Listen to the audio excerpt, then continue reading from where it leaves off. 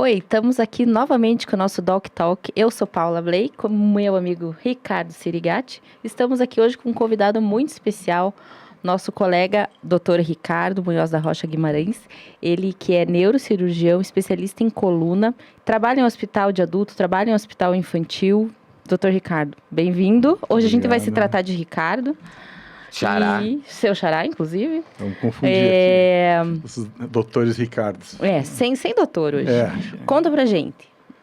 Como que começou toda essa história de médico, de neurocirurgia? Como é que a gente chegou aqui? Pois então, antes da medicina eu ainda fiz biologia. Porque eu tinha uma ideia de que eu ia ser cientista. Puro cientista. Laboratório, não queria saber não tinha essa ideia de atender pessoas, de fazer medicina, mas daí no final do curso de biologia que eu terminei, Chegou a cursar então? Cursei e terminei, me formei, tinha um diploma de biólogo, mas daí no final eu já estava envolvido com a área médica. Então, eu fui entrando cada vez mais na área de microbiologia, aí fazia um estágio no Tecpar, fabrica vacina antirrábica, e tinham médicos lá dentro.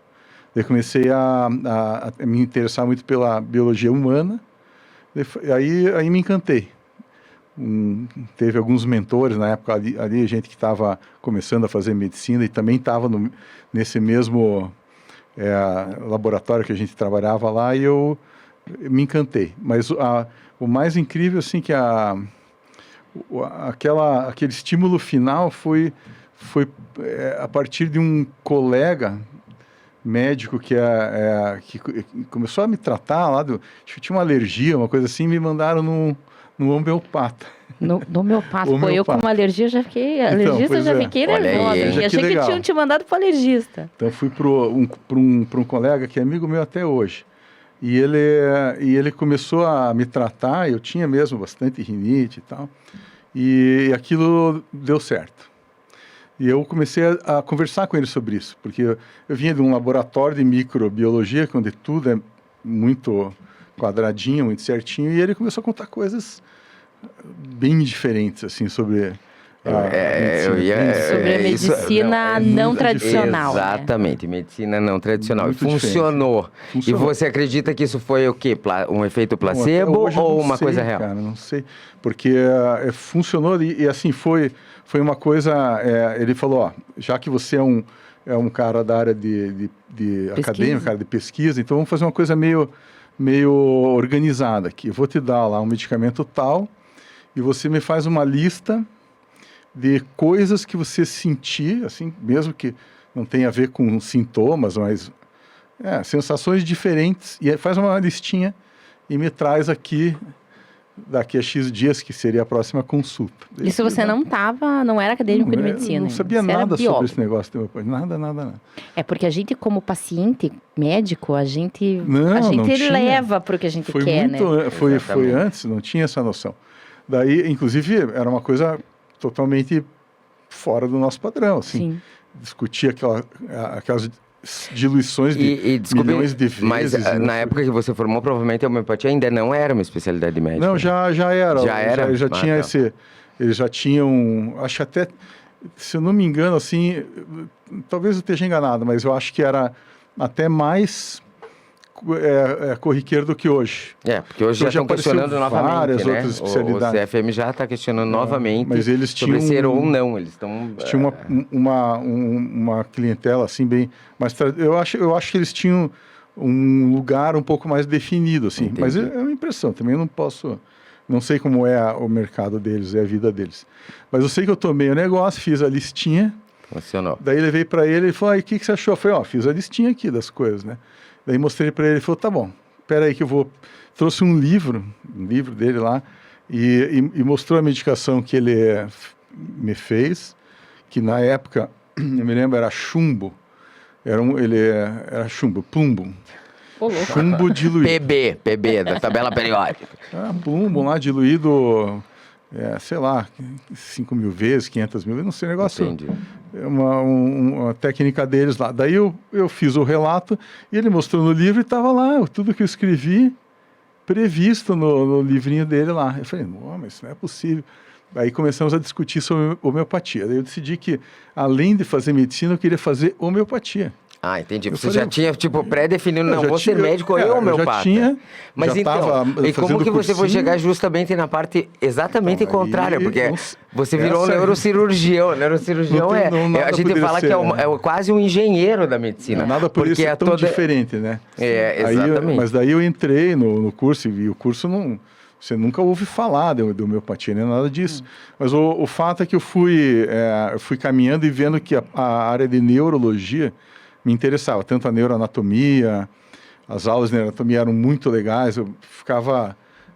não via o tempo Justamente as aulas passar. mais difíceis. Não sei pra você, Paula. Eu gostava. Eu achava sensacional.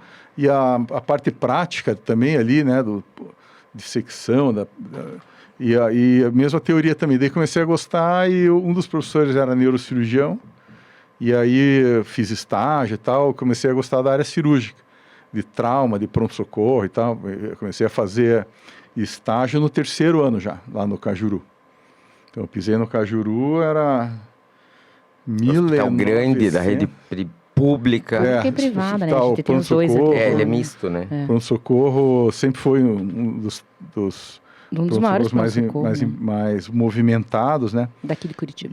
Então, já comecei a viver em pronto-socorro e aquilo me levou para a área cirúrgica. Daí, um dia, eu percebi que eu estava nisso aí, esquecido da homeopatia. Aí a homeopatia e esse trabalho da medicina alternativa foi ficando para trás. Vamos falar de instabilidade, né? Mas sabe o que é? Você é o médico e homeopata. Agora não, você é cirurgião. Ela envolve a gente de uma maneira que a gente vai mudando. A ideia da medicina, ela estava lá. Ela não tinha ainda um formato. Então, a homeopatia ali foi, na verdade, uma discussão sobre medicina. Sim. Sobre uma forma de fazer medicina diferente. Mas era uma discussão sobre medicina. Mas você, depois que você entrou na faculdade, você sentiu que essa ciência é questionável, né? Porque a medicina tem partes e partes. Não sei o que você pensa. Não, questionável. Eu sempre volto, isso faz mais de 25 anos, né? Sim. E eu encontro esse meu colega e eu sempre pergunto a mesma coisa para ele. Falei, mas você acredita mesmo nessa medicina das agulhas? Das agulhas. Das aguinhas. Das aguinhas. Aguinhas, das bolinhas, né? É gotinha ou bolinha branca, umas bolinhas brancas. É diluído né? em álcool ou em água, mas é super diluído. Sem nenhum desrespeito à homeopatia, né? Não. É uma especialidade super médica respeito e reconhecida. adoro, assim, Exatamente. Quando eu encontro, ele pergunta. Ele falou, eu não acredito, eu dediquei minha vida a isso. Eu tenho certeza e tal. Então, eu realmente não tenho resposta para aquela experiência que eu tive lá, naquela época, mas eu achei bem interessante. Mas daí você rumou justamente por uma parte super por uma coisa que tinha mais a ver com a minha personalidade. É uma talvez. parte muito mais matemática, muito mais certinha, que é a neurocirurgia, diferente da neurologia, né? A neurocirurgia, ela é... De precisão. Ela é mais uma parte precisa. prática, né? Uma parte absolutamente prática e precisa. De intervenção, né? E daí, no meio desse caminho, dessa trajetória, você questionava de novo... Poxa, colega, as gotinhas do chumbo e as bolinhas brancas. Internamente, a gente questiona. Sim. Eu acho que todo mundo questiona várias coisas, né? Assim, e até a própria medicina dita tradicional e a medicina como a gente conhece hoje, eu questiono. Então, eu questiono medicamentos. Não sei, eu tenho, acho que como todo mundo, o hábito de questionar muitas coisas. Então, eu questiono até hoje, só que o interessante é que eu adquiri esse respeito pelo assunto. Então, eu sempre questiono de uma forma, assim, positiva. Porque você viveu uma forma isso. benigna, assim, vamos dizer. Entendi. Nunca falei mal, porque seria uma hipocrisia eu falar mal. E eu acho que dentro da medicina, eu sempre falo para os meus pacientes, não tem 0 nem 100%. Sim, né? A gente tem... Tudo é questionável. Eu acho que se a gente não se questiona dentro da medicina, a gente vai fazer uma medicina burra. Medicina não é matemática, né? Medicina não dá para fazer conta, nada exatamente, nada é 100, nada é 0. Mas assim, novamente, voltando a esse questionamento, eu acho interessante a gente falar sobre isso, filosofar sobre a medicina e os seus outros lados. a gente é envolvido na medicina diariamente por laboratório, palestra, e aprender uma nova droga, e as fases... É claro que a gente tem a ciência já baseada em evidência, a gente tem fases de testes e tudo isso. Na neurocirurgia, que é mais física e menos medicamentosa, entre aspas. Claro que é entre aspas, porque você tromboliza pessoas, né? Tudo isso aconteceu antes, deu tudo errado, vamos lá, neurocirurgião, vamos salvar isso. Ou coluna, que é uma parte que você... A coluna é bem mecânico, né? O processo. Exatamente. Né? Mas falando de uma forma geral, que você se questiona que existe uma medicina que é mais prática, uma medicina que é mais filosófica, o que você acredita que é o futuro disso? Porque a gente está cada vez com mais tecnologia, cada vez com mais acesso a coisas mensuráveis. Hoje a gente consegue medir coisas que antigamente a gente não conseguia, porque a gente conseguiu chegar a níveis de medidas e ciência que a gente não tinha antes. Pois é, essa é uma pergunta bem profunda mesmo, porque, na verdade, assim, eu vejo hoje, atualmente, né, eu comecei a enxergar coisas na medicina que já são mais ou menos no nível filosófico, vamos dizer assim. Eu fiz a minha própria conclusão de algumas coisas, mas conclusões muito lógicas, assim, muito... mensuráveis. Não tem nada assim de místico no pensamento, embora pareça, né? Por exemplo, né? Isso que você falou da tecnologia e o negócio hoje já entrando as inteligências artificiais, o Elon Musk lá com o Neuralink querendo fazer interação do nosso tecido neural com máquinas, tudo muito interessante. Agora, ainda a gente não conhece a ideia por trás do nosso corpo, porque o nosso organismo, mesmo sendo nosso, né, e nós sendo inteligentes, a inteligência que habita o nosso organismo não é nossa. Então, o que o neurocirurgião faz? Você dá as condições para o organismo se resolver. Então, a gente, por exemplo, né, vamos pensar lá numa uma fratura, né, com um acidente, veio com uma fratura, você alinha, né, a parte óssea, descomprime a parte neurológica, deixa as coisas em ótimas condições, antibiótico, lava aquela ferida, cuida dela, e o milagre não é a gente que faz. Então, cada célulazinha ali de dentro é um ser individual, né, são individual. Duvido muito que uma célula tenha consciência de que do lado dela tem outra célula, que elas são parceiras naquele trabalho de recuperar o organismo, elas não sabem. Eu imagino assim, embora sejam, vamos dizer, pequenas unidades vivas, né, independentes, só que elas trabalham para resolver o negócio de uma pessoa que é formada por aquelas bilhões de células. Você acredita mesmo que são independentes? Não, elas são independentes ali. Vamos dizer assim, você consegue contar as células. Tem 1, 2, 3, 4... Mas e da onde que veio essa interação entre elas? Lembra da história de coacervado? Lembra de coacervado? É isso que eu digo. Da escola? Você não lembra dos coacervados? Não. Que eles puseram dentro de um aquário uma célula sozinha para ver se tinha Deus que vinha aqui e transformava aquela célula num organismo. Não, peraí, mas foi o que ele falou. A gente não está falando de misticismo. Não é misticismo. É uma lógica. A gente não está botando a mística aqui. Não, mas ela tem um limite. Né? Veja bem, a célula sozinha, que não tem consciência, claro, ela não tem consciência, a gente sabe disso cientificamente falando, mas a experiência do coacervado lá, que eles fizeram, conseguiram criar uma célula que faltava alguma coisa, alguma força externa, uma centelha, a centelha, para aquilo que se tornasse um organismo. Isso a gente aprende na escola. E isso que você está falando você praticamente, na prática, olha, se dá, a célula sem consciência não consegue interagir. Não, elas fazem o trabalho todo. Elas fazem o trabalho todo. E você acha que tem uma coisa externa que atua? Facilita o trabalho e elas fazem o trabalho todo. Mas isso não é biologia? Meu ponto é dizer assim, a gente não faz ideia ainda do que acontece de fato ali. Como é que esse processo todo se dá dentro do organismo gigantesco, do ponto de vista de uma célula. Elas conseguem resolver um assunto que ele, naquele nível microscópico, não tem como saber que aquilo que sou eu, né? Que eu machucado, eu preciso me levantar, pensar e trabalhar, cuidar da minha família, e tem um monte de célula trabalhando para resolver, e o médico faz isso. Quer dizer, a gente faz um negócio, lida com um organismo tão sensacional, tão capaz de fazer tanta coisa, e a gente realmente ainda não sabe muito bem como tudo isso funciona. Então, toda essa tecnologia, isso que eu queria chegar nesse ponto, assim, toda essa super mega tecnologia nossa, ela é muito pequena perto da tecnologia embarcada que a gente tem. Então, o corpo humano de uma forma geral, né? Por isso que eu digo, assim, essa questão filosófica é um negócio que eu fui pensando, né, ao longo do tempo, e hoje eu uso isso no meu consultório, com os pacientes, essa ideia, assim.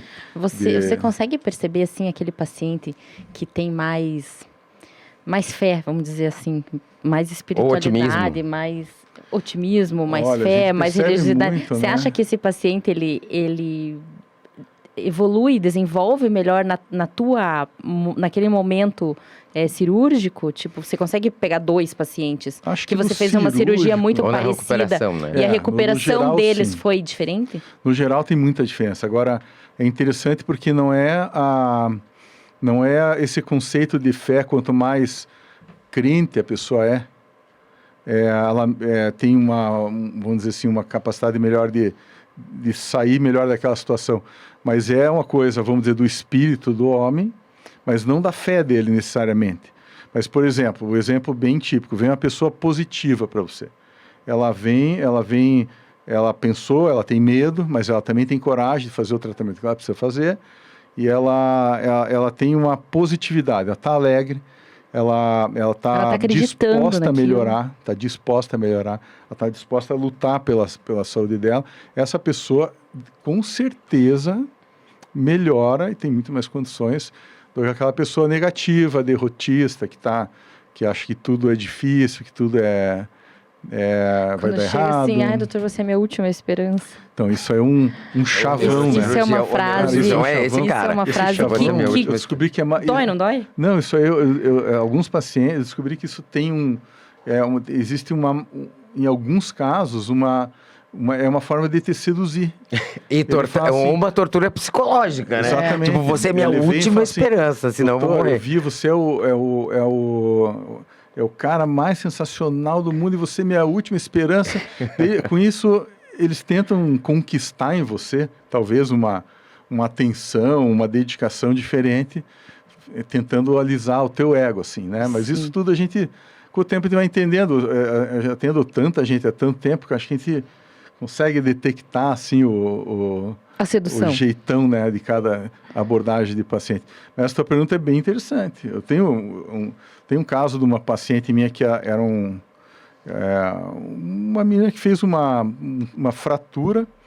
Bati aqui, né? Vocês mandaram não bater, já é a segunda vez que eu bato. Não é culpa nossa. Desculpa aí, diretor. Nem na mesa, nem no microfone, senão a gente apanha aqui, ó. Eu tenho um caso interessante. É uma moça, ela é fisioterapeuta, é da área da saúde. Ela sofreu um acidente de moto com o marido, fez uma fratura cervical.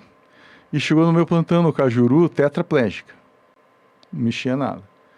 E aquele drama, né? Fratura, luxação da coluna, marido do lado e ela não mexia nada. E aí, bom, toda aquela abordagem técnica ali para fazer, cirurgia de emergência e tal.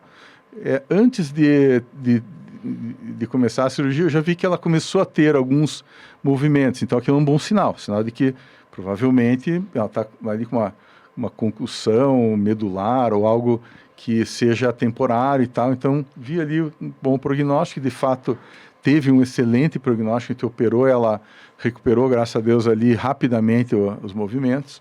E ela, talvez pela fratura mesmo, ela deve ter feito uma lesãozinha do esôfago, uma perfuraçãozinha, aquilo ficou bem durante mais ou menos uns 10 anos, talvez. Foi uns 10 anos, pelo menos, assim. E depois ela voltou por algum motivo e a gente viu que naquela região da cirurgia tinha algo como uma infecção crônica, assim. Então, ela tinha, até a vértebra tinha sido diminuída de tamanho, porque talvez uma bactéria tanto tempo ali fez uma absorção do osso, e daí ela começou a fazer um quadro de infecção mesmo. Eu acho que de longa data, assim. E aí fomos tirar o material implantado lá, as plaquinhas, os parafusos tinham lá, e daí ela evoluiu com uma fístula de esôfago. Fístula de esôfago é uma desgraça, porque é um negócio que, é um buraco. assim, É um problema. não tem como você fechar, então aquilo ali é mais ou menos 2 meses de internação, com dieta enteral. E porque, é uma coisa o esôfago está na frente da coluna. Não dá para comer. Não dá para comer, não dá para engolir. Então daí quebrou a coluna, pegou o esôfago que vem na frente, não consegue comer. Então é o caminho para o estômago. Para quem opera a coluna cervical, por exemplo, sabe que isso é uma das principais complicações, assim, uma lesãozinha de esôfago, mesmo que seja muito pequena. E aconteceu tudo o que podia acontecer de ruim ali. Ela fez a infecção, fez a fístula do esôfago, ficou 2 meses internada. E era de uma positividade contagiante, a menina. Ela é professora de... Era jovem? Ela, assim, era jovem no primeiro atendimento. No segundo ainda era jovem, mas 10 anos a mais. Então, talvez na faixa dos 30 e poucos anos, assim. Mas uma pessoa muito dinâmica, assim. E ela, com a sonda, com aspiração, com todo aquele... assim, Aquele aparato. E ela fazia as aulas de pilates dela online dentro do hospital. Mentira. Fazia a meditaçãozinha dela numa esteirinha lá. Nunca reclamou de nada. Nunca via o rosto dela sem um sorriso. E ela se recuperou perfeitamente bem. Não tem nem cicatriz hoje. Tá ótimo. E você acredita que isso tem a ver com essa... Muito a ver. Mas aí você vai pessoalmente, espiritualidade, exatamente. energia, Você pessoalmente fé, tem religião. isso para você? Cara, eu tenho um Com negócio você, na tua vida? Tua espiritualidade é baseada no quê? Hoje minha espiritualidade é um pouco confusa, assim. Uma espiritualidade mais minha, assim, porque eu vejo que espiritualidade não é sinônimo de fé. Mas isso, você se colocar na vida com uma positividade, né, com uma energia para resolver um problema, com compassividade com o outro. Tudo isso aí é o espírito, é espiritualidade. Porque você poderia não fazer nada disso. Qual é a diferença da pessoa que faz isso com a que não faz? É o espírito dela que... Então, esse termo espírito é muito impalpável. Para médico é terrível, porque a gente não consegue explicar isso aí. Mas tem o espírito do paciente. Então, essa espiritualidade eu procuro desenvolver em mim também. Através de alguma religião? Bom, atualmente não, eu sou um cristão, né? Eu aprendi os valores. Mas acredita que existe uma coisa além de nós? Porque nós somos da ciência. Usualmente, a gente escuta médicos que não gostam, né, em sua maioria, de falar nas suas crenças, tudo aquilo que não é provável, palpável, visível. Como é que é isso para você? Falar de crença, né, é uma coisa que nem falar de política, é um assunto espinhoso, assim. Espinhoso. Cada um tem sua própria fé, vamos dizer assim. Mas como eu te falei no começo ali, nessa ideia de você respeitar, ver que o organismo tem uma inteligência para resolver os seus problemas, que a gente não faz a menor ideia como isso tudo chegou até aqui, fica muito difícil você não imaginar que essa inteligência que criou tudo tenha uma identidade. Se ela tiver uma identidade, uma super inteligência, então talvez seja Deus, né? Então não dá para contestar, eu não contesto. Mas eu também não consigo seguir um dogma, uma religião isso que eu ia falar, específica. Chegar nos dogmas. Talvez mim, os assim, dogmas é o que nos afaste um pouco dessa descrença, em sua maioria, né? Do pessoal da ciência, principalmente. Os dogmas têm funções, né? Eu acho que... Em que sentido? Porque... Para aproximar, vamos dizer assim, criar pelo menos uma cultura de valores assim que seja um pouco homogênea. Eu imagino que esses dogmas... Eu nem sei bem o que significam dogmas. Eles imaginam São as regras de uma religião. As regras da né? religião. Para que não é bem exista umas regras, mas é mais ou menos isso. Mais ou menos isso, para manter crenças as coisas dentro de uns aquilo. limites, assim. E daí a prática aí religiosa de quem é católico, de quem é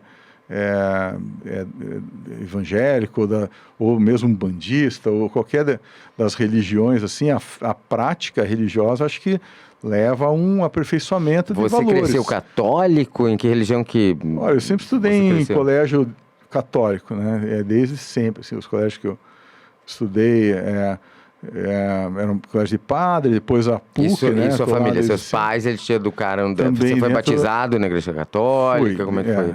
Fui batizado, eles eram católicos. E depois, na minha família, daí aconteceu surgir a questão da religião Umbanda, né, que é uma religião espiritualista, e ela conquistou várias pessoas da família. Então, inclusive meu pai falecido, né, eu me lembro dele quando a gente era criança, ele ia em um negócio chamado cursilho, que é uma coisa de bem católico mesmo, tinha padres que eram amigos deles, depois eles passaram para essa... E os padres foram junto para Não, os padres sumiram, não sei. Desapareceram no meio do... não sei, porque a gente era criança e não sabe o que acontece ali. Mas daí começou esse negócio da Umbanda. Eu, como curioso mesmo da família, fui lá, vi como é que funciona. Não entendo o que acontece lá, mas existem fenômenos, né, que eu acho que nem tem como discutir isso, porque são coisas muito... Fenômenos espirituais. Mas aí tem como provar? Então, acho que não tem nada, tem como provar. Acho que não, mas tem como você ir lá e provar no sentido de experimentar, e ver se aquilo te ajuda a evoluir. Acho que a espiritualidade evolui com valores, com respeito, né, a natureza, pelo menos, né, a gente tem regras no ser humano que estão aí em todas as civilizações, mais ou menos iguais. Os mitos antigos lá dos celtas, dos indianos, eles todos têm uma semelhança, né? Então são valores humanos que vêm de épocas imemoriais. Então a gente tem acho que é isso que é a espiritualidade. Que ninguém questiona, né? E a gente não consegue seguir esses valores o tempo todo. Nós mesmos percebe que tem horas que você está com raiva, sei lá. Mas ser espiritualizado não significa que você seja bonzinho o tempo inteiro. Não, eu acho que... eu acho que não, mas eu imagino que um cara tudo, super... Namastê, vai. O tempo inteiro. Então a gente não consegue, né? mas talvez seja, mas quando a gente percebe que você não está muito afinado, daí você tenta se corrigir, para ser um ser melhor, né? Isso é espiritualidade. Isso acontece com você e paciente, assim, que a gente sempre fala da empatia médico-paciente, seu paciente... Né? Mas a gente também tem essa coisa com o paciente, assim, de às vezes não bater o santo. Tem, sabe que eu lidei com isso também, porque eu percebi que isso aí não é um direito nosso, muito, de você não bater o santo e falar assim, olha, eu não batei o santo, eu acho que... Porque a relação médico-paciente, ela é bilateral. Você precisa... o paciente precisa confiar em você, mas você também precisa confiar no paciente. Se houver uma quebra de confiança, é recomendado que essa relação se desfaça. Ainda mais cirurgia, porque se você tem lá um paciente que você não confia nele, porque você acha que ele não vai cuidar da ferida, tipo de má intenção, e a gente... Não, mas não é só isso, é essa história mesmo. Pessoas de má índole. E assim, o santo não bate... Eu não sei, algumas pessoas têm mais isso, outras têm menos. Tem gente que é mais técnica, tem gente que é mais espiritualizada. Eu tenho muito, assim, dessa relacionamento e eu não sei explicar. Aproximação. Eu não sei explicar, mas tem, assim... eu acho que com tudo na minha vida, mas médico-paciente eu tenho. Eu falo assim, esse vai. Se for trabalhar em pronto-socorro... Esse não vai. E trabalhar em SUS, eu trabalhei... Agora que eu tô... no SUS eu trabalho só no Pequeno Príncipe. No Cajuru saí recentemente lá... por uma série de coisas, mas é que deu tempo já, né? Fiquei 20 e poucos anos atendendo lá e Enfim, esse atendimento de pronto-socorro e de SUS, ele obrigatoriamente ele te coloca na frente de um paciente e você é aquela única pessoa que pode resolver o problema dele. Ele não te escolheu, como né? É que, no SUS o paciente não escolheu, né? Como é que a gente vai fazer se o santo não bateu? Pô, quantas vezes eu atendi lá um marginal, lá um cara que estava fugindo da polícia, tomou um tiro. Daí eu até assim, era um hábito meu de não deixar ninguém falar sobre o caso do paciente na cirurgia. Falei, ó, não quero saber, não falem nada do caso. Da história dele. Não falem nada, porque a gente... pronto-socorro é complicado. Um baleado na coluna. Não, e quando chega o gema... Mas ele não era o mocinho, era o... Então você não sabe, e é melhor que você não saiba. Aí a gente lembra que a gente não é juiz, a gente é médico. Então a gente tem a nossa coisa é salvar todo mundo. Né? E aí, se por acaso vaza uma história que aquela pessoa ali é um estuprador, e ele é um pedófilo... Pô, que são valores o clima do negócio. Da gente como humano que é difícil, né? E a gente é gente, né? A gente é humano, a gente vai ter esses... Cara, é impossível. Todo vetor de força que é aplicado no universo, ele cria uma reação. Então, se você sabe essa informação, é impossível essa informação não te modificar. De alguma forma, claro. Vai te modificar. Vai modificar a tua equipe, o pessoal que está envolvido. Então, mesmo que daí você tem que ficar pensando, não, mas eu não posso julgar. Todo esse trabalho, você não tem tempo de fazer. Uma forma é essa. Não quero saber dessa história. E com o tempo fui pensando, fui entendendo melhor isso. A gente tem uma função, e essa função é atender a quem precisa. E daí o que eu fiz com o tempo? Eu comecei a criar formas de lidar melhor com o santo que não bate. Então, eu tive embates, de melhorar a relação médico-paciente. Sensacionais com o paciente. Paciente que vem, braço cruzado, olhando você torto, assim, que ele está desconfiado, e a gente vai...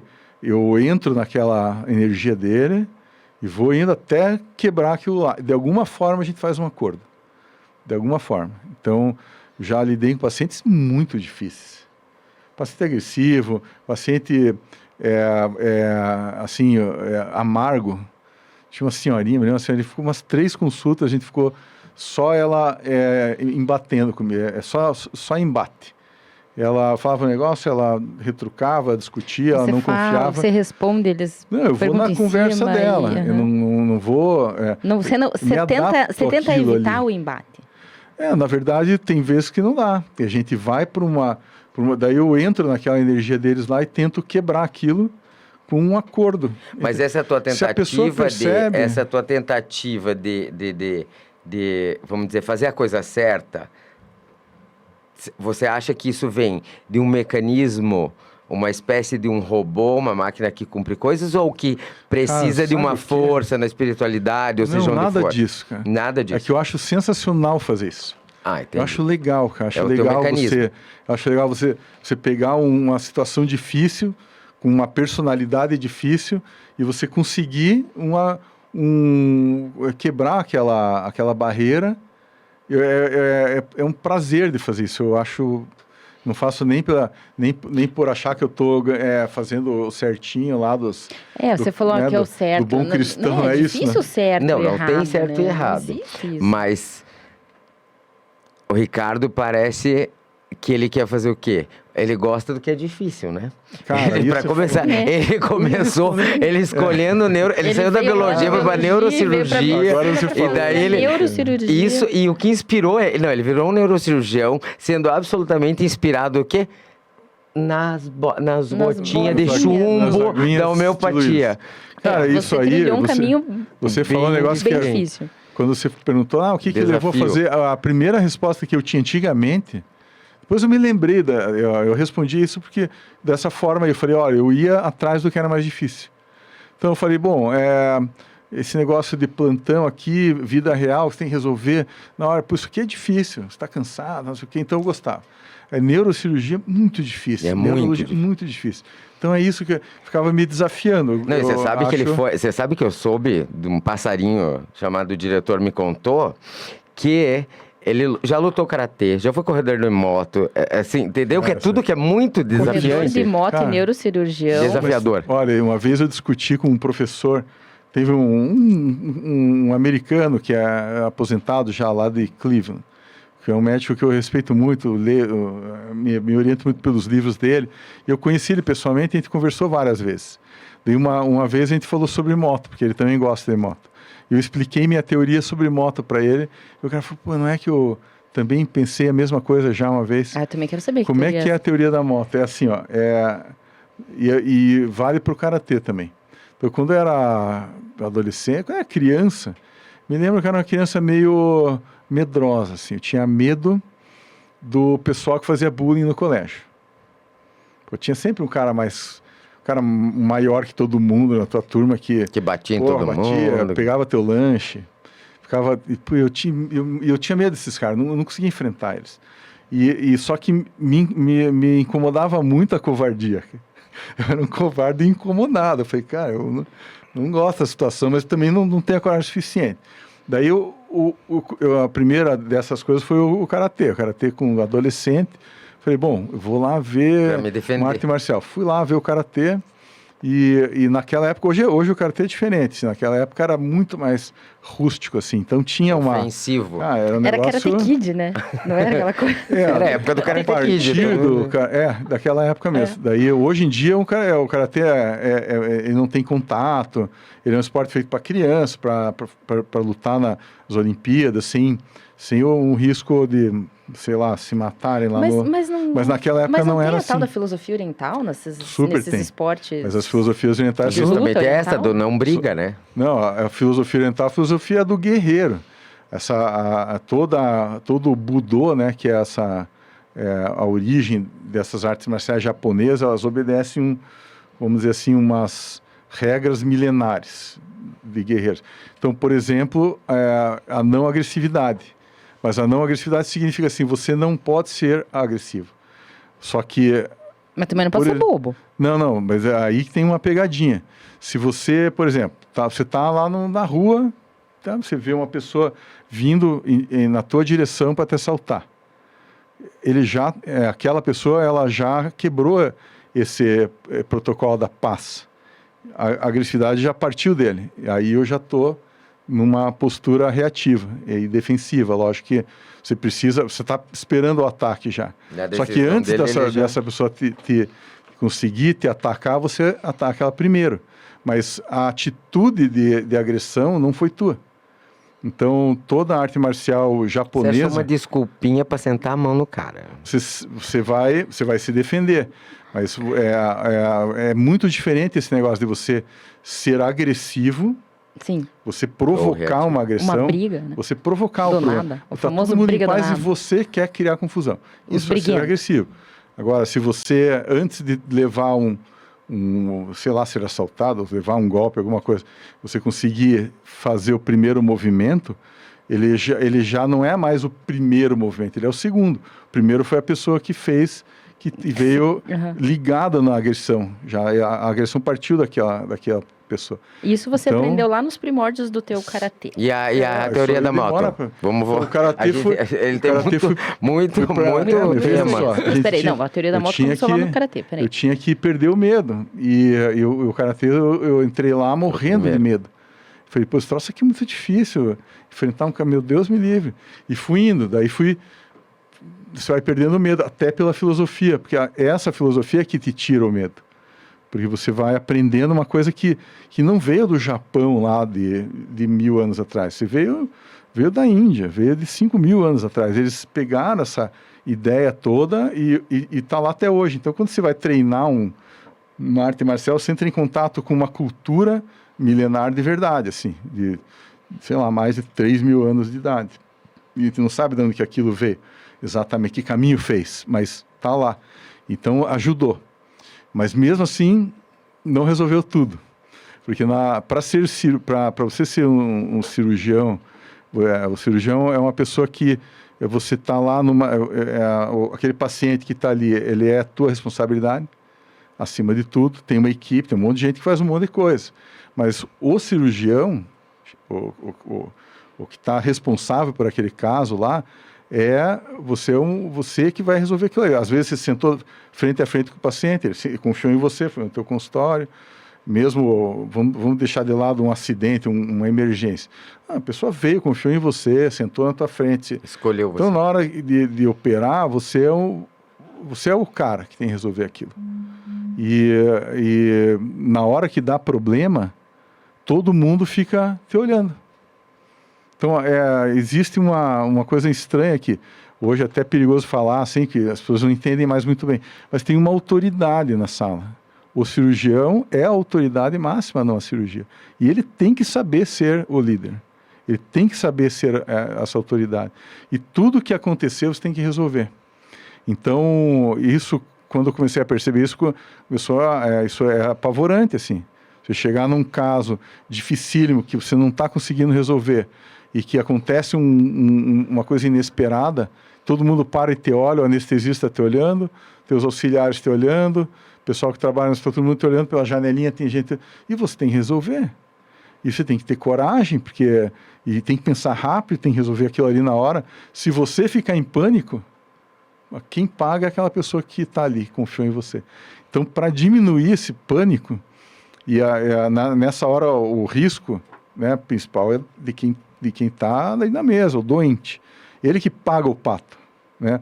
A gente pode pagar emocionalmente, judicialmente, pode ter vários prejuízos de um mau resultado, mas quem paga mesmo é o outro. Então, o negócio da moto, eu pensei assim, eu pensei, fora o karatê foi e continuou indo, beleza, até hoje eu treino karatê, e daí eu pensei, qual é o esporte mais radical que eu conheço? Na época, não tinha esses wingsuit, nada dessas coisas aí, eu vi aquele pessoal correndo de moto na pista, eu falei, cara, isso aqui... Deus me livre, como é que o cara faz isso? Tem que ser muito corajoso e tal, né? Daí não deu outra, né? Se é um desafio que eu criei.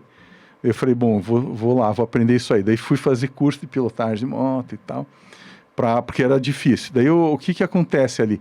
Ali você precisa unir a técnica, você tem que estudar aquilo, tem que treinar aquilo. Correr de moto é um negócio totalmente contraintuitivo, assim. Você fazer uma curva, depois, se eu falar os detalhes, vocês vão ficar achando que é uma coisa de louco, assim. É muita coisa que só treinando que você pode fazer, conseguir resolver aquela pista, fazer aquela curva bem rápida lá. E aí eu pensei, você está arriscando a tua própria vida, só que você depende da técnica, do equipamento. A moto é tua, você que calibra o pneu, você que regula a suspensão, você está todo equipado, você está num dia de sol, você está bem dormido, você não, Deus me livre, não tomou nada, não tomou gota de álcool, nada. Assim, então você está perfeitamente consciente do que você está fazendo, não é loucura, daí você vai arriscar a tua vida ali, ou tua integridade física, vamos dizer a vida. E esse exercício de você arriscar a tua integridade física, confiando na tua capacidade, na tua técnica e na tua capacidade de resolver problemas inesperados, é muito parecido com ser cirurgião.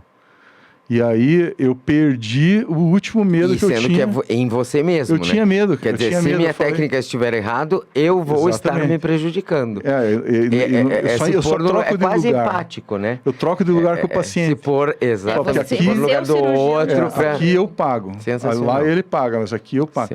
E daí eu consegui, com isso, vencer uma barreira. Que eu fazia as coisas, mas as cirurgias mais difíceis eu tinha medo, chamava alguém mais velho. Eu falei, um dia eu vou ser o mais velho. E aí, como é que eu vou fazer se eu não souber lidar com isso? Se eu não tiver coragem maior que o medo? O medo todo mundo tem. Você vai operar uma coisa que é um desafio, você nunca operou, é difícil, um caso difícil, aquilo ali não pode se te assustar, ou você não se sentir capaz de fazer, você não pode fazer, logicamente, né? Mas tem um momento que é você a pessoa para resolver aquilo. E você tem que vencer o teu medo com coragem, sem loucura, sem querer aparecer, sem querer fazer o Instagram da cirurgia, sem ficar publicando lá, ficar se fazendo alarde. Não, é você, aquela situação. Você tem uma pessoal. equipe de jornalística que faz seu Instagram? Você tem um Nada, Instagram? Não tem Instagram. Você não tem rede social? Não tem Instagram, não tem rede social. Eu não tenho tempo para cuidar de uma não rede tem social. rede social. Peraí, cara. Vamos conversar. Eu tenho um A gente tudo personagem aqui do tem Twitter 20. que não é meu nome. Como é que você tem medo de rede social? Eu não que eu tenha medo de rede social, que eu acho que a rede social ela não é controlada. É uma ego trip? Ou pouco não né? ter ou ter. Eu acho que ter é uma. Ter é uma ter. ego trip. Ter é uma ego Para trip. muita gente é. Ó, o que eu vejo assim, a rede social tem uma vantagem, que é você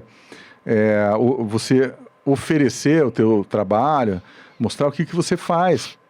Quando você é novo, por exemplo, você tem que conquistar um mercado. Você está aqui em Curitiba, ninguém te conhece, a rede social te ajuda. Nesse ponto ela é muito boa. Por outro lado, tem muita mentira na rede social. Então o cara é ruim, é mal intencionado, ele pode pintar o cenário dele da cor que ele quiser, ele pode criar likes a hora que ele quiser, ele pode vender uma mentira muito bem vendida, e é o lado negativo do Começando negócio. pela aparência, né? Que tem uns Aparência, filtros assim que, meu Deus do céu, né? Mas não é só isso, né? Hoje a gente tá vendo a medicina sendo vendida. De uma E depois, forma assim, rede você social, pode fazer uma né? rede social absolutamente profissional, sem nada pessoal ali. Eu acho que é melhor você não ter uma... O médico, na verdade, eu acho que ele eu vejo como uma pessoa pública.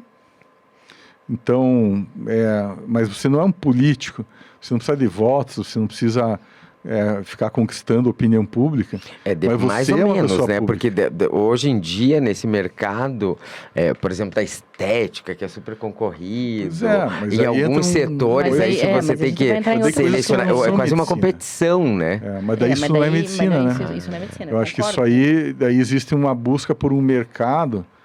Eu falei até, o cara entra no mercado de trabalho. É um mercado, porque você, É um mercado. você vive disso, então você tem que ter um sucesso profissional que depende do teu... Mas assim, esse mercado não é uma venda, você não está vendendo por exemplo, a pessoa que trabalha, que é um médico que tem um vínculo com uma empresa, ele no fundo está vendendo para a empresa alguma coisa. Sim. Se você ganha lá, sei lá, você ganha um dinheiro para dar palestras sobre um determinado equipamento. Você ganha dinheiro para dar uma palestra sobre determinado equipamento, tem que colocar lá no teu slidezinho inicial que você, eu tenho O famoso conflito de interesse. Exatamente. Então, o conflito de interesse está lá. Porque aquilo, você está vendendo uma coisa. E o nosso aquilo não é medicina. o nosso conselho regula isso. Sim, é regulado, mas... Não, é uma certa- regulado, tem mas, um mas monte de você jeito ser o de- médico dos laboratórios, isso é regulado, isso não é, isso não Não é de ilegal. qualquer forma, Não, né? isso não é Não, tá legal. ali, Você tá explícito, tem tem o seu contrato, contrato e você explícita ali, meu conflito de interesse é X, pronto, dito isso, vou falar Então, sobre existe isso. um mercado e Existe um mercado e ele não é ilegal. existe um comércio, vamos dizer assim. O Isso. médico não faz comércio. Isso. Eu Ou penso não deveria. Assim Ou não que deveria. não deveria. Mas aí você abre os Instagrams aí que você vai ver. Nessa área de estética, eu nem vou entrar no Nesses mérito da méritos, questão, exatamente. porque aí aqueles assuntos proibidos. E aí Então não dá. pronto, agora a gente vai falar religião, política e estética. Nossos três assuntos proibidos. Perfeito. A estética vendida como está Então, sendo mas eu não vendida, tenho né? até, porque eu acho que tem que ser cuidado. Não a estética ética. Porque a estética ética Olha, é sensacional, a vamos combinar que estética, né? O negócio que eu escutei A essa corretora, semana. eu gosto muito da Sensacional. corretiva, assim. né? A estética é um negócio, assim, eu estava conversando ontem sobre isso mesmo. Se você vê uma pessoa com uma postura bonita, você fala assim, pô, que pessoa bonita, olha que postura que tem essa... Às vezes uma moça, você vê uma menina na academia, assim, uma postura perfeita. Fala assim, aquilo é bonito. E essa estética, ela é vamos dizer assim, quase que um sinônimo de saúde, um sinônimo de perfeição, vamos dizer assim. Aquela postura é perfeita, ela é bonita. Então, o certo, o correto é estético também. Então a estética não é uma coisa a ser desprezada. E nem, Estética é e nem importante. endemoniada, né? Nem Não, demônio, não é, claro. não. Mas é óbvio que você fazer umas harmonizações faciais que tem por aí, que não é estética, a pessoa fica mais feia. Exatamente. A gente acha que são Daí desarmonizações. já é a ética, não. A estética isso é não comércio. ética. Não ética, Daí o não comércio. Mas A coisa que caiu num lugar onde a gente... Eu acredito que vocês, como eu, que tem... Eu acho que eu sou mais novinho na medicina, eu tenho 20 anos. E vocês devem ter mais que eu. Eu sei que tem. Falou novinho. Então, veja, 25. você acredita que está... Então, 25, 22. 22, 20 anos de medicina. Você acredita que a medicina caiu em um lugar um pouco mais raso? Tem Sim, muita sim. coisa errada, né? Muita coisa errada. Mas eu acho que sempre existiu. Eu acho que sempre existiu, porque isso é do ser humano. Então, a medicina verdadeira, ela existe, ela continua existindo e vai continuar existindo sempre, porque existe o paciente sofredor, o doente, e tem um cara que sabe lidar com aquilo lá. Isso vai sempre existir. É a mesma coisa que você, sei lá, vai numa igreja lá, daí tem uma senhorinha toda bondosa, com um tercinho na mão, e ela está julgando todo mundo, está pensando, nossa, essa menina aqui parece uma sem vergonha. Olha a roupa daquela. E o padre falando, não está nem aí. Então, é da pessoa. E do lado tem uma pessoa super iluminada, no mesmo lugar, ouvindo a mesma coisa. Então, a medicina é isso, do Tem ser o humano, bom mas e tem o ruim. Como tem em um toda lado horrível área, da né? medicina. Tem um lado ruim. Tem. Se você põe o comércio na frente, o teu problema financeiro na frente do teu problema científico, você vai errar. Isso é uma coisa que eu percebi com o tempo e eu tento passar para os mais novos lá, residente e tal. Hoje, né, com a quantidade de médicos que tem, com o plano de saúde, toda essa coisa, a parte financeira da medicina está muito complicada.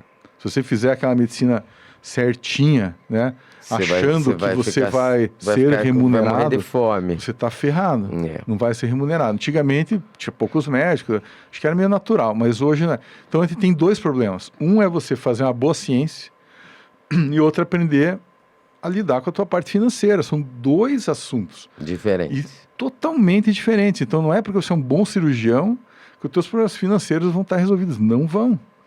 Então, você precisa aprender a lidar com, ter responsabilidade, gastar menos do que ganha, ter um plano, cuidar, respeitar essa parte financeira, não deixar, eu vou ver, uma hora daí cai na conta e não dá certo. E também você não pode pegar a medicina e torcer ela para ela dar para você o que você precisa para viver a tua vida financeira do jeito que você quer. Não é isso que você vai fazer. E daí, isso repercutir nos teus pacientes, nas tuas condutas, na tua técnica, claro, porque você vai... Mas, por outro lado, hoje, depois de muito tempo, eu comecei a tentar entender o valor do trabalho. Porque, assim, é uma coisa interessante, porque a questão de honorário, né? Uma vez eu fui procurar no dicionário que significava honorário. Então, o honorário é um valor estipulado, ele não é objetivo, é subjetivo, baseado na dificuldade isso varia, acho que mais para advogado. Acho que o dicionário estava focando mais não em honorário médico, mas honorário de outras áreas. Assim. Então, é baseado na dificuldade do caso, no horário de atendimento, na condição financeira do interessado, na tua capacidade, na tua experiência, na quantidade de expertise que você tem, é subjetivo. Super subjetivo, Então, até porque é quase subjetivo, proibido, né? Porque você escolher um honorário de acordo com, por exemplo, o que é a capacidade financeira do teu atendido, isso é totalmente antiético, né? Ele parece ser antiético, mas se você for ver o contexto lá do que significa o honorário, está escrito isso. Se você for um advogado e for atender, sei lá, se for um advogado de um presidente ou de um dono de uma empresa gigantesca, lógico e o advogado de uma pessoa que trabalha lá que é... Ou de um crime super difícil que todo mundo já pré-julgou, né? E falou, não, aquilo é culpado. Então, Uma medicina E a medicina acontece, eu vou te falar, eu vou te dar um exemplo. Você sabe que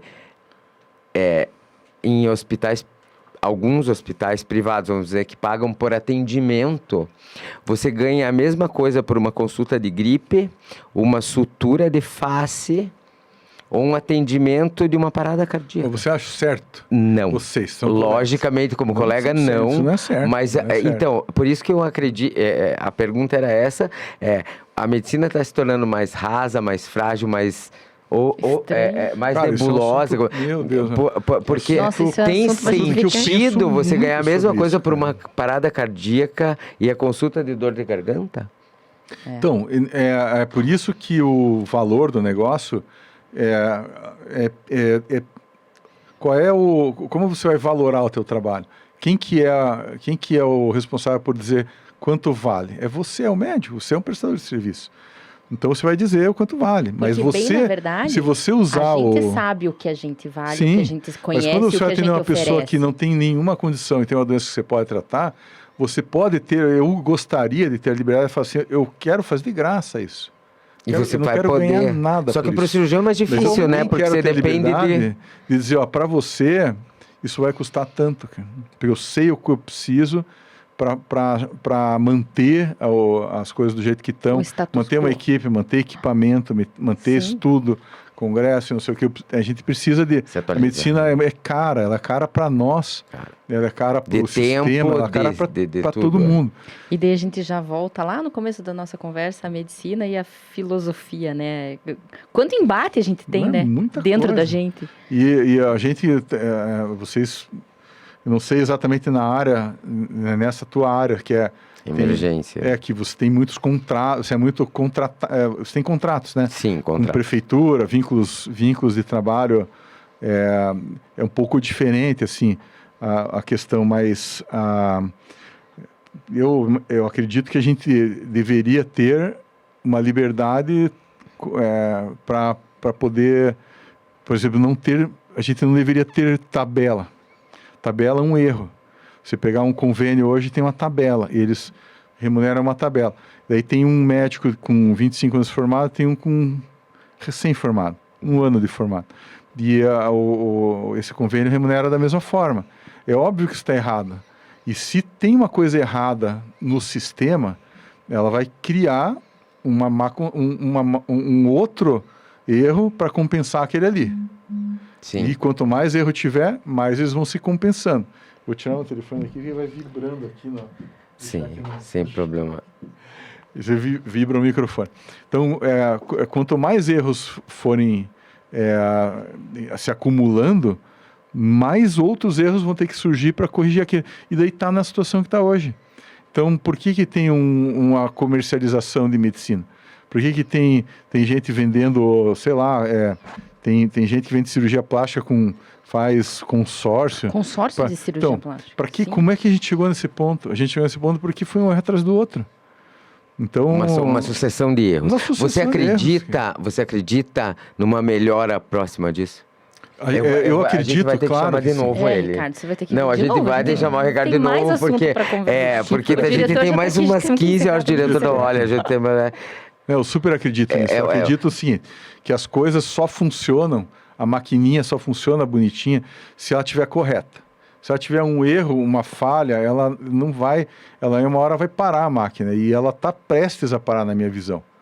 O SUS, mesmo a medicina de convênio, a gente está saturado. Então a tendência é melhorar, porque a gente está chegando a coisa só vai funcionar no fundo do poço. Se estourar tudo, assim, ficar tudo horrível, vai continuar existindo as doenças do mesmo jeito. E os profissionais bons e os ruins. Você vai precisar de médico e vai ter doença. E uma coisa que não vai deixar de ter é doença. Não vai mesmo. Não vai, então a gente precisa E cada vez corrigir. a gente está descobrindo ou estudando mais doença, né? Você já viu? A doença de hoje, na minha área, por exemplo, a alergia e imunologia, que eu estudei, que eu terminei, né, a minha especialização em 2004, muita doença que hoje eu estudo, vejo, trato, vamos nos congressos, eu não aprendi em 2004. Em 2024, 20 anos depois, tem doenças que eu nunca tinha ouvido Que não falar. existiam lá. Que não existiam. Na Não, verdade, que elas bom, né? existiam, né? A Gente- gente que não sabia. Paula, tem- a gente vai chamar ele para outro programa. Vai ter que... Olha, Ricardo, o que você tem para dizer da tua esperança no futuro da medicina? Suas palavras finais. Suas aqui pra gente palavras. encerrar. E eu vou te falar assim, antes de você dar as suas palavras finais, muito, muito obrigado por ter vindo. Eu queria muito que essa conversa e o diretor permitisse que a gente ficasse umas 3 horas Tem conversando. muito de assunto Só que aí, daí eu a gente acho, né? Tem, eu acho pede que tem. muito assunto com muita coisa interessante. Tem. E eu Uma hora quero a gente vai realmente falar que de você... coluna também. Porque tem É, bastante coisa para passar pro... Você vê que a gente chegou, a gente começou com a coluna, mas foi para nem Ficou, não né? voltou para a coluna nunca mais, né? Pois é, e a coluna é o nosso eixo central, nosso né? eixo, Falando em querido doutor Ricardo. espiritualidade. Ricardo, Fala aí, muito legal. Ricardo, dê suas palavras eu finais acho- sobre a...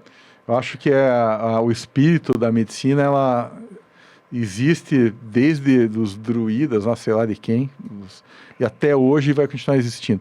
E é a profissão mais fantástica que eu conheço. Que eu não trocaria por nada isso. Mesmo com todas as dificuldades que a gente tem. E é uma vida, né, sofrida, porque você Corrida. tá o tempo todo Não. lidando com o sofrimento alheio. Você não está lidando com uma coisa bacana. Você não está lidando com gente, só luz e música. E não sei o Não, quê. pelo Você só lidando contrário, com né? coisa... Só com cada drama. um que entra ali te traz um por problema. algum motivo aquilo te aproxima, ele faz o teu espírito crescer. E aquilo, você sabe que aquilo é importante. E você tem um prazer tão grande.